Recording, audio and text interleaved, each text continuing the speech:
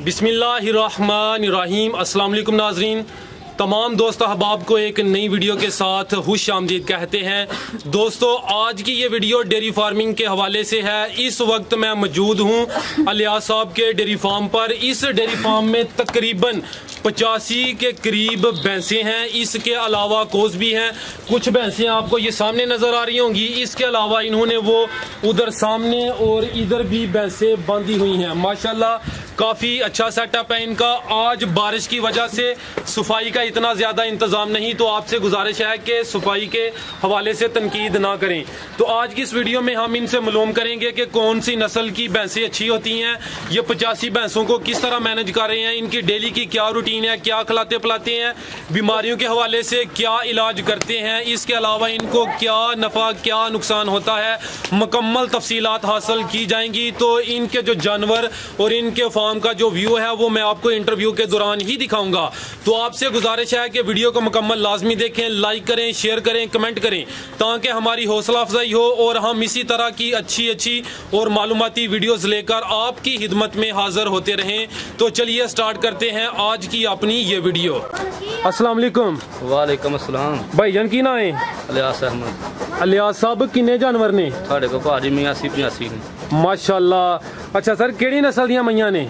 मईयां भाजी अरफा है, बुरे वाले से दियां ने, नीली दियां मज्जां ने। ये सारी दियां सारियां नीली दियां ने? हाँ जी। क्या बात है। अच्छा सर, नीली दी जड़ी मझ है ओदी की पहचान है? बड़े डेरियां ते गए हैं, बड़े लोग है कहंदे ने कि नीली दी है, नीली रावी दी। जेह्ड़ी नीली दी मझ ओदी सिंगियां बरीक होंदियां, पिछों चौड़ी होंदी है। अच्छा। हाँ जी। और कोई थाना दी भी निशानी होंदी? 18 से 20 से 18 किलो 20 किलो मझ ते हुंदा है। ते जेड़े थाने उन्हां दी कोई निशानी होंदी? ओदा सही इंज गिट्ठ दी वेते हुंदे ने, जबरदस्त। चौड़े। जी जी। जेह्ड़ी मैं आम है ओदे थाने नाल जुड़े होणगे। अच्छा सर, ਇਹ ਦੱਸੋ कि ਜਿਹੜੀ नीली रावी दी चंगी मझ है वो किन्ने दी मिल जाती है? भाजी 2.5 लाख दी, 3 लाख दी।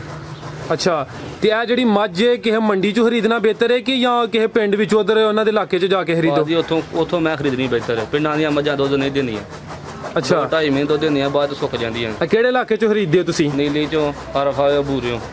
ਤੇ ਜਦੋਂ ਇੱਕ ਬੰਦਾ ਮੱਝ ਲੈਣ ਜਾਂਦਾ ਹੈ ਤੇ ਉਹ ਕਿਹੜੀਆਂ ਚੀਜ਼ਾਂ ਨੂੰ ਮੱਦੇਨਜ਼ਰ ਰੱਖ ਕੇ ਮੱਝ ਨੂੰ ਖਰੀਦੇ? ਭਾਜੀ ਮੈਂ ਇਹਦੀ ਪੁੱਛਿਆ, ਵੇਖੋ ਬਰੀਕ ਹੈ, ਜਿਸ ਤਰ੍ਹਾਂ ਵੇਖੋ ਮੱਝ ਦਾ ਬਰੀਕ ਹੈ ਤਾਂ ਮੱਝ ਨੂੰ ਲੋ ਲੈਸ ਕਰਦੇ। ਅੱਛਾ ਅੱਛਾ ਸਰ, ਇਹ ਦੱਸਿਓ ਕਿ ਤੁਸੀਂ ਇਹ ਰੱਖੇ ਨੇ ਤਕਰੀਬਨ 80-85 ਜਾਨਵਰ। ਹਾਂਜੀ। ਇਹਨਾਂ ਉੱਤੇ ਕਿੰਨੇ ਬੰਦੇ ਤੁਸੀਂ ਕੰਮ ਕਰਦੇ ਹੋ? ਭਾਜੀ ਭਾਜੀ ਇਹਨਾਂ ਬੰਦਿਆਂ ਦਾ ਤਾਂ 7 ਬੰਦੇ ਨੇ। ਇਹ 7 ਦੇ 7 ਕੋਈ ਆਪੀ ਭਰਾ ਹੋ ਕਿ ਕੋਈ ਮੁਲਾਜ਼ਮ? ਭਰਾ ਹੀ ਆ, ਇੱਕ ਸਿਰਫ ਮੁਲਾਜ਼ਮ, ਬਾਕੀ ਭਰਾ ਹੀ। ਤੇ ਮੁਲਾਜ਼ਮ ਦੀ ਕਿੰਨੀ ਤਨਖਾਹ ਅੱਜ ਕੱਲ? 15,000 ਰੁਪਏ। ਅੱਛਾ ਸਰ, ਇਹ ਦੱਸੋ ਕਿ 7 ਬੰਦੇ 85 ਮੱਝਾਂ ਨੂੰ ਸਕੂਨ ਨਾਲ ਸੰਭਾਲ ਲੈਂਦੇ ਨੇ? ਸਕੂਨ ਨਾਲ ਸਾਹਮਣੇ। ਅੱਛਾ ਸਰ, ਇਹ ਦੱਸਿਓ ਕਿ 80-85 ਮੱਝਾਂ ਵਾਸਤੇ ਤੁਸੀਂ ਕਿੰਨੇ ਕਿਲੇ ਸਬਜ਼ ਚਾਰਾ ਕਾਸ਼ਤ ਕੀਤਾ ਹੈ? ਕੋਈ 14-15 ਕਿਲੇ ਸਟਾਲਾ ਸੀ, ਹੁਣ ਚਰੀ ਵੀ ਕੋਈ 14-15 ਕਿਲੇ ਹੈ। ਅੱਛਾ। ਜਿਹੜੀ ਉਹ ਮੱਝਾਂ ਨੇ ਚਰੀ ਖਾਣੀ ਹੈ, ਤੂੜੀ ਹੈ ਜੀ।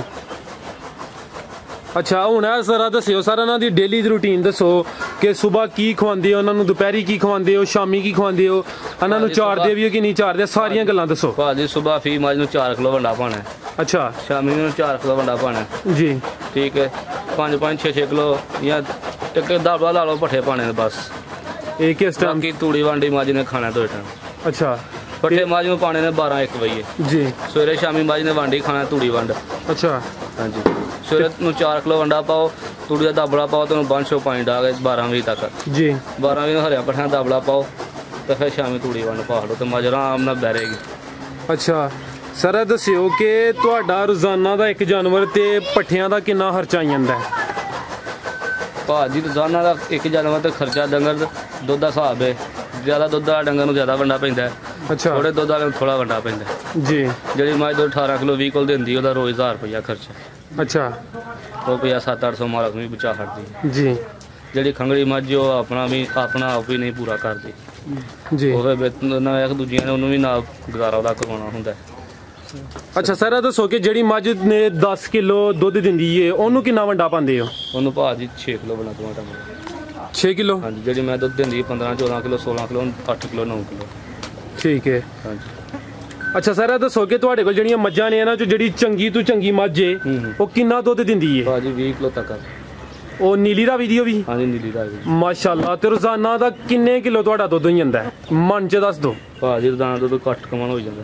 ਇਹ ਦੋਨੋਂ ਟਾਈਮਾਂ ਦਾ? ਹਾਂਜੀ ਦੋਨੋਂ ਟਾਈਮ। ਇਹ 8 ਮਣ ਜਿਹੜਾ ਦੁੱਧ ਹੈ ਤੁਹਾਡੇ 85 ਜਾਨਵਰਾਂ ਚੋਂ ਕਿੰਨੇ ਜਾਨਵਰਾਂ ਦਾ 8 ਮਣ ਦੁੱਧ ਹੈ? 85 ਜਾਨਵਰਾਂ ਚੋਂ ਕੋਈ 20 ਜਾਨਵਰ ਸੂਣ ਵਾਲੇ ਨੇ ਜਿਹੜੇ ਨਹੀਂ ਚੋਂਦੇ। ਅੱਛਾ, ਬਕਾਇਆ ਜਾਨਵਰ ਦੁੱਧ ਦਿੰਦੇ। ਜਿਹੜੇ ਦੁੱਧ ਦਿੰਦੇ ਨੇ ਉਹ ਫਰੈਸ਼ ਸੂਈਆਂ ਨੇ ਕਿ ਵਿੱਚ ਖੰਗੜੀਆਂ ਵੀ? ਉਹਨਾਂ ਵਿੱਚ ਵੀ ਖੰਗੜੀਆਂ। ਸਾਰਿਆਂ ਦਾ ਮਿਲਾ ਕੇ 8 ਮਣ ਜਿਹੜਾ ਨਾ ਡੇਲੀ ਦਾ ਬਣ ਜਾਂਦਾ ਹੈ? 8 ਮਣ ਡੇਲੀ ਦਾ ਬਣਦਾ। ਠੀਕ ਹੈ। ਅੱਛਾ ਸਰ, ਇਹਨਾਂ ਦੀ ਬਿਮਾਰੀਆਂ ਦੇ ਹਵਾਲੇ ਨਾਲ ਦੱਸੋ ਕਿ ਇਹਨਾਂ ਨੂੰ ਕਿਹੜੀ ਕਿਹੜੀ ਬਿਮਾਰੀ ਲੱਗਦੀ ਹੈ ਤੇ ਕੀ ਇਲਾਜ ਕਰਦੇ ਉਹਨਾਂ ਦਾ? ਭਾਜੀ ਬਿਮਾਰੀਆਂ ਦਾ ਡੰਗਰ ਬਗਾਲੀ ਤੋਂ ਖੜ ਜਾਂਦਾ, ਉਹਨੂੰ ਬਾਈ ਵਧੀ ਨਹੀਂ, ਉਹਨੂੰ ਗੁੜ ਜਵੈਣ ਦੇਵੋ ਉਹ ਠੀਕ ਹੋ ਜਾਏਗਾ। ਉਹਨੂੰ ਛਟਾਲਾ ਖਾਦਾ ਫਾਰਾ ਹੋ ਗਿਆ, ਉਹਨੂੰ ਤੇਲ ਦੇਵੋ ਠੀਕ ਹੋ ਜਾਏਗਾ। ਅੱਛਾ ਸਰ, ਇਹ ਤਾਂ ਤੁਸੀਂ ਦੱਸਿਆ ਕਿ ਇਹਨਾਂ ਨੂੰ ਬਾਦੀ ਵਗੈਰਾ ਹੋਈ ਜਾਂਦੀ, ਉਹਦਾ ਤੁਸੀਂ ਇਲਾਜ ਕਰਦੇ ਹੋ। ਇਸ ਤੋਂ ਇਲਾਵਾ ਜਾਨਵਰਾਂ ਨੂੰ ਹੋਰ ਕਿਹੜੀਆਂ ਬਿਮਾਰੀਆਂ ਹੁੰਦੀਆਂ ਨੇ? ਹੋਰ ਭਾਜੀ ਡੰਗਰ ਨੂੰ ਗੋਡਾ ਸੁੱਜ ਜਾਂਦੇ ਨੇ ਜੀ। ਗੋਡਾ ਸੁੱਜ ਜਾਂਦਾ, ਉਹਨੂੰ ਕਿਰਮਾਂ ਦਵਾ ਦੇਣੀ ਚਾਹੀਦੀ ਹੈ। ਅੱਛਾ, ਨੀਲ ਜੈਨ ਨੂੰ ਆਉਂਦੇ ਨੇ। ਡੰਗਰ ਨੂੰ ਪੱਠੇ ਨਹੀਂ ਹਜ਼ਮ ਕਰਦਾ, ਵੱਖੀ ਫੁੱਲੀ ਰਹਿੰਦੀ ਉਹਦੀ, ਉਹ ਨੀਲ ਜੈਨ ਦੇਵੋ ਉਹ ਵੀ ਠੀਕ ਰਹੇਗਾ। ਨੀਲ ਜੈਨ ਕਿੰਨੀ ਮਿਕਦਾਰ ਚ ਦਿੰਦੇ ਹੋ? ਉਹ ਡਾਕਟਰ ਦੀ ਹਦਾਇਤ ਮੁਤਾਬਕ ਇਸਤੇਮਾਲ ਕਰੀਦੀ ਹੈ। ਡਾਕਟਰ ਜਿੰਨੀ ਕਹਿਦਾ ਹੋਵੇ ਨਾ ਉਹਨੂੰ ਇਸਤੇਮਾਲ ਕਰ ਦਈਦੀ ਹੈ। ਅੱਛਾ ਸਰ, ਇਹ ਦੱਸੋ ਇਸ ਤੋਂ ਇਲਾਵਾ ਗਲ ਘੁੱਟ ਵੀ ਹੋ ਜਾਂਦਾ ਡੰਗਰਾਂ ਨੂੰ? ਗਲ ਘੁੱਟ ਹੋ ਜਾਂਦਾ, ਉਹਦਾ ਇਲਾਜ ਡਾਕਟਰ ਕਰਨਾ ਹੁੰਦਾ, ਉਹਦਾ ਦੇਸੀ ਇਲਾਜ ਕੋਈ ਵੀ ਨਹੀਂ। ਤੇ ਥਣਾ ਦਾ ਮਸਲਾ ਹੀ ਜਾਂਦਾ, ਧਾਰ ਸਹੀ ਨਹੀਂ ਹੁੰਦੀ ਜਾਂ ਸੁੱਜ ਜਾਂਦੇ ਨੇ, ਉਹਨਾਂ ਦਾ ਕੀ ਇਲਾਜ ਹੈ? ਚੰਦਰੀ ਪੈ ਜਾਂਦੀ ਥਣ ਨੂੰ, ਉਹਨੂੰ ਟੀਕਾ 5 ਗ੍ਰਾਮ ਦਾ ਲਾਓ, ਮਿਰਚਾਂ ਦਵੋ, ਉਹਨੂੰ ਅੱਲਾ ਕਰਮ ਕਰ ਦਿੰਦਾ। ਤੇ ਸਰ ਜਦੋਂ ਇੱਕ ਮੱਝ ਸੁੰਦੀ ਹੈ ਉਹ ਆਟਾ ਨਹੀਂ ਸੁੱਟਦੀ ਤੇ ਉਹਦਾ ਕੀ ਕੋਈ ਹੱਲ ਹੈ, ਦੇਸੀ ਇਲਾਜ ਹੈ? ਭਾਜੀ ਗੁੜ ਤੇ ਮੋਟੀਆਂ ਲਾਚੀਆਂ। ਅੱਛਾ, ਉਹਨੂੰ 2 ਦਿਨ ਦਿਓ, ਆਟਾ ਸੁੱਟ ਦੇ। 2 ਦਿਨ ਦੇਣਾ? ਕਿੰਨੀ ਮਿਕਦਾਰ ਚ ਗੁੜ ਤੇ ਲਾਚੀਆਂ ਦੇਣੀਆਂ ਨੇ? ਲਾਚੀਆਂ ਹੋ ਜਾਣ ਤੇ ਕਿਲੋ ਗੁੜ ਹੋ ਜਾਵੇ। 2 ਦਿਨ ਦੇਣਾ? ਹਾਂਜੀ 2-3 ਦਿਨ ਦੇਣਾ, ਛੋਟੇ ਛੇ ਘਟਾ। ਤੇ ਸੂਣ ਤੋਂ ਪਹਿਲੇ ਕੀ ਇਹਨਾਂ ਨੂੰ ਕੋਈ ਦਿੰਦੇ ਹੋ ਤਾਂ ਕਿ ਸੁਆ ਈਜ਼ੀਲੀ ਹੋਈਏ? ਸੂਣ ਤੋਂ ਪਹਿਲਾਂ ਬਾਹਰ ਦੇ ਹਿਸਾਬ ਨਾਲ ਦੇਣਾ ਹੁੰਦਾ, ਸਿਆਲ ਤੇ ਦੇਸੀ ਘਿਓ ਦਿਓ। ਅੱਛਾ, ਗਰਮੀ ਹੈ ਤਾਂ ਕੋਈ ਤੇਲ ਛੇਲ ਦਿਓ ਜੀ। ਹਾਂਜੀ। ਕਿੰਨੀ ਮਿਕਦਾਰ ਚ ਦਿਓ? ਅੱਧਾ ਕਿਲੋ। ਅੱਧਾ ਕਿਲੋ ਕਿੰਨੇ ਦਿਨ ਦੇਣਾ ਹੈ? ਜੇ ਉਹ ਤਾਂ ਆਪਣੀ ਤਫੀਕ ਹੈ, ਭਾਵੇਂ ਰੋਜ਼ ਭੇਜ ਦੇਵੋ। ਡੰਗਰ ਤੇ ਨਾ ਕਹਿਣਾ ਮੈਨੂੰ ਬਸ ਕਰੋ, ਡੰਗਰ ਤੋਂ ਭਾਵੇਂ ਰੋਜ਼ ਦੇਈ ਜਾਓ। ਅੱਛਾ, ਉਹ ਆਪਣੀ ਤਫੀਕ ਹੈ।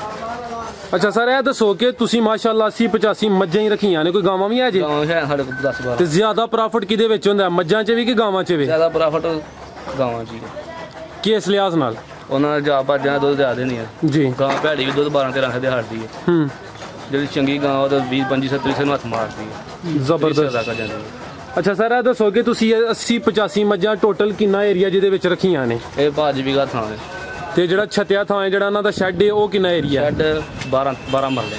12 ਮਰਲੇ ਸ਼ੈੱਡ? ਸਾਰੇ ਜਾਨਵਰ 80-85 12 ਮਰਲੇ ਦੇ ਸ਼ੈੱਡ ਵਿੱਚ ਆਈ ਜਾਂਦੇ ਨੇ ਕਿ ਕੋਈ ਲੈਦਾ ਵੀ ਰੱਖੀ ਜੇ ਜਗ੍ਹਾ ਬੰਨਣ ਵਾਸਤੇ ਸਰਦੀਆਂ ਵਿੱਚ? ਲੈਦਾ ਵੀ ਹੈ ਸਰਦੀਆਂ ਦੇ ਵਿੱਚ। ਅੱਛਾ, ਹਾਂਜੀ। ਉਹ ਕਿੰਨੀ ਕੁ ਜਗ੍ਹਾ ਹੈ? ਉਹ ਵੀ ਕੋਈ 9-10 ਮਰਲੇ ਹੈ, ਉਹਦੇ ਵਿੱਚ ਗਾਈਆਂ ਸ਼ੀਆਂ ਜਾ ਛਾਪਾਂ ਨਿਕਲੀ ਦੇ। ਅੱਛਾ ਸਰ, ਇਹ ਦੱਸੋ ਕਿ ਤੁਸੀਂ ਦੱਸਿਆ ਕਿ ਸਵੇਰ ਇਹਨਾਂ ਨੂੰ ਤੂੜੀ ਪਾਉਂਦੇ ਹੋ, ਵੰਡਾ ਪਾਉਂਦੇ ਹੋ, ਦੁਪਹਿਰੀ ਇਹਨਾਂ ਨੂੰ ਸਬਜ਼ ਚਾਰਾ ਪਾਉਂਦੇ ਹੋ, ਸ਼ਾਮੀ ਵੀ ਇਹਨਾਂ ਨੂੰ ਤੂੜੀ ਤੇ ਵੰਡਾ। ਅਗਰ ਫਰਜ਼ ਕੀਤਾ ਕਿ ਸਿਰਫ ਤੁਸੀਂ ਤੂੜੀ ਤੇ ਵੰਡੇ ਤੇ ਰੱਖੋ ਤੇ ਜਾਨਵਰ ਉਹਦੇ 'ਚ ਖੁਸ਼ ਰਹਿੰਦਾ ਕਿ ਸਬਜ਼ ਚਾਰਾ ਦੇਣਾ ਵੀ ਲਾਜ਼ਮੀ? ਚਾਰਾ ਜ਼ਰੂਰੀ ਹੈ। ਅੱਛਾ, ਮੇਰਾ ਤੂੜੀ ਦੇ ਬਿਨਾਂ ਡੰਗਰ ਬਿਮਾਰ ਹੋ ਜਾਂਦਾ। ਤੇ ਦੁੱਧ ਵਧਾਉਣ ਵਾਸਤੇ ਕੋਈ ਤਰੀਕਾ ਹੈ, ਕੋਈ ਦੇਸੀ ਨੁਸਖਾ ਹੈ ਕਿ ਦੁੱਧ ਵਿੱਚ ਇਜ਼ਾਫਾ ਹੋਏ ਕਿ ਸਿਰਫ ਵੰਡਾ ਹੀ ਹੈ? ਵੰਡਾ ਹੀ, ਹਰੇ ਪੱਠੇ ਪਾ ਡੰਗਰ ਦੁੱਧ ਪਿਆ ਦਿੰਦਾ। ਅਗਰ ਤੁਸੀਂ ਹਰੇ ਪੱਠੇ ਪਾਉਂਦੇ ਹੋ, ਵੰਡਾ ਨਹੀਂ ਪਾਉਂਦੇ, ਦੁੱਧ ਵਧੇਦਾ? ਨਹੀਂ, ਫਿਰ ਕਿਸ ਤਰ੍ਹਾਂ ਵਧਣਾ? ਅੱਛਾ, ਵੰਡੇ ਦੀ ਵਜ੍ਹਾ ਤੋਂ ਵੱਧਦਾ? ਅੱਛਾ ਸਰ, ਇਹ ਦੱਸੋ ਕਿ ਜਦੋਂ ਮੱਝ ਦੀ ਜਿਹੜੀ ਕੱਟੀ ਹੁੰਦੀ ਹੈ ਉਹ ਕਿੰਨੀ ਉਮਰ 'ਚ ਸੂਣ ਦੇ ਕਾਬਲ ਹੋ ਜਾਂਦੀ ਹੈ? ਉਹਦੀ ਭਾਅ ਦੀ ਸੇਵਾ ਕਰੋ ਤਾਂ 2-2.5 ਸਾਲਾਂ ਬਾਅਦ ਸੂ ਪੈਂਦੀ ਹੈ। ਅੱਛਾ, ਨਾ ਕਰੋ ਤਾਂ ਭਾਵੇਂ 5 ਸਾਲ ਲੱਗ ਜਾਣ, 5 ਸਾਲ ਬਾਅਦ ਵੀ ਨਹੀਂ ਸੁਣਦੀ। ਹੁਣ 2 ਛੁੱਪ ਲਾਓ, 2-4 ਮਹੀਨੇ ਚੰਗਾ ਪਿਲਾਓ, ਬਾਅਦ ਪੱਠੇ ਖਾਏ, ਵੰਡਾ ਖਾਏ, 2 ਸਾਲਾਂ ਬਾਅਦ ਢੰਗ ਦਾ ਸੂ ਪੈਂਦੀ। ਅੱਛਾ, ਇਹ ਦੱਸੋ ਕਿ ਬਾਜ਼ ਹੁੰਦਾ ਹੈ ਕਿ ਬਜ਼ੁਰਗ ਇੱਕ ਕਹਿ ਰਹੇ ਹਨ ਕਿ ਜਿਹੜੀ ਚੰਗੀ ਨਸਲ ਦੀਆਂ ਮੱਝਾਂ ਨੇ ਉਹਨਾਂ ਦੇ ਜਿਹੜੀਆਂ ਕੱਟੀਆਂ ਹੁੰਦੀਆਂ ਨੇ ਉਹ ਟਾਈਮ ਨਾਲ ਸੂਣ ਦੇ ਕਾਬਲ ਹੋ ਜਾਂਦੀਆਂ ਨੇ, ਜਿਹੜੀ ਨਸਲ ਕੋਈ ਮਾੜੀ ਹੈ ਉਹ ਜ਼ਿਆਦਾ ਟਾਈਮ ਲੈਂਦੀਆਂ ਨੇ। ਇਹ ਗੱਲ ਵਿੱਚ ਸਦਾਕਤ ਹੈ ਵੇ? ਹਾਂਜੀ ਹਾਂਜੀ, ਗੱਲ ਬਿਲਕੁਲ। ਨਸਲਦਾਰ ਜਾਨਵਰ ਛੇਤੀ ਸੂ ਪੈਂਦੇ। ਤੇ ਕਿਹੜੀ ਨਸਲ ਦੀਆਂ ਜਿਹੜੀਆਂ ਕੱਟੀਆਂ ਨੇ ਉਹ ਜਲਦੀ ਸੂਣ ਦੇ ਕਾਬਲ ਹੁੰਦੀਆਂ? ਜਿਹੜੀ ਨੀਲੀ ਦੀਆਂ ਮਈ ਉਹਨਾਂ ਦੇ ਜਾ ਜਲਦੀ ਸੂ ਪੈਂਦੀਆਂ ਨੇ। ਉਹਨਾਂ ਦੇ ਜਾ ਜਲਦੀ ਸੂ ਪੈਂਦੇ ਨੇ? ਜਲਦੀ ਮਈ ਸੂ ਪੈਂਦੇ। ਅੱਛਾ ਸਰ, ਇਹ ਦੱਸੋ ਕਿ ਅਗਰ ਇੱਕ ਬੰਦਾ ਮੱਝ ਖਰੀਦਣ ਜਾਂਦਾ ਹੈ ਉਹਨੂੰ ਕਿਹੜੇ ਸੂਬੇ ਵਾਲੀ ਮੱਝ ਲੈਣੀ ਚਾਹੀਦੀ ਹੈ? ਪਹਿਲੇ, ਦੂਸਰੇ, ਤੀਸਰੇ, ਕਿਹੜਾ ਸੂਆ ਬਿਹਤਰ ਹੁੰਦਾ? ਦੂਜੇ ਸੂਬੇ। ਅੱਛਾ, ਹਾਂਜੀ। ਇੱਕ ਮੱਝ ਕਿੰਨੇ ਸੂਬੇ ਸਿੱਧਾ ਸਕੂਨ ਨਾਲ ਦੁੱਧ ਦੇ ਸਕਦੀ ਹੈ? ਜੀ ਮਾਲਕ ਸਾਹਮ ਕਰੇ ਤਾਂ 7-8-10 ਸੂਬੇ ਦੁੱਧ ਦੇ ਸਕਦੀ ਹੈ। ਅੱਛਾ, ਮਾਲਕ ਸਾਹਮ ਨਾ ਕਰੇ ਤਾਂ ਭਾਵੇਂ ਦੂਜੇ ਸੂਬੇ ਖਤਮ ਹੋ ਜਾਏ।